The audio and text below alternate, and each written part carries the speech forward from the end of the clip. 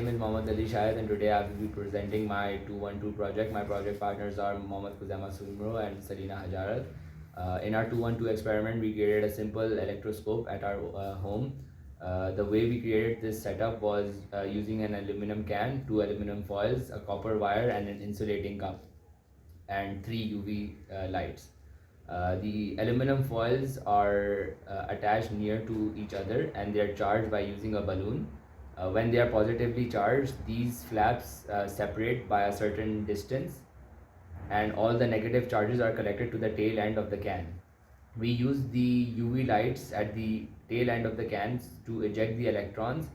Knowing that the aluminum can has a work function of 4.08 eV, the required wavelength for an electron to be ejected is 304 nanometers.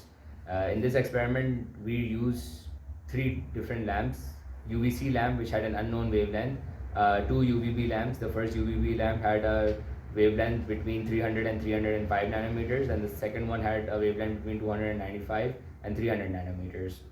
In this experiment, the results we saw were varying a lot. As for the UVC and the 295 and to 300 nanometer wavelength lights, we didn't see a difference between the displacement of the aluminum foils that we see over here. However, in the 300 to 305 nanometers, we saw a lesser difference as compared to the other two. The reason for this is because there are some photons of 205 nanometers consisted in that trial, which didn't eject the electron. In this experiment, not only did we did this experiment at room temperature, but we also did this experiment by using 2 extreme ends of the temperature. First, by using a stove to heat up the can. A stove would approximately have 180 degrees Celsius, but for the simplicity of this experiment, we kept the average temperature of the can to be around 80 degrees Celsius and 100 degrees Celsius. And as for the cold end of the experiment, we used a high temperature cryogenic, which we created by using acetone and dry ice, and the average temperature of that was negative 75 degrees Celsius.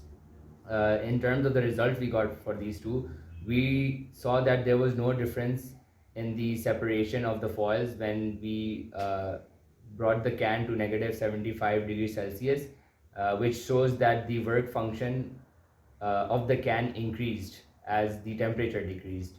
And in terms of the heating of the can, we saw that the displacement of the foils was larger. This is based on 2 theories. A, based on the thermal conductivity of the can, which allowed electrons to be easily ejected, and it also shows that the work function is the temperature is indirectly proportional to the work function. In terms of safety measurements, we have created this aluminum foil flap, which would direct all the UV lights towards the aluminum can. We also used gloves and long sleeve shirts so that we could avoid any UV light in contact with us, to avoid getting any sort of cancerous effect from the UV lights. Based on these experiments, throughout this video we will be showing you equations regarding the photoelectric effect and the results and the graphs we got from this experiment. Thank you.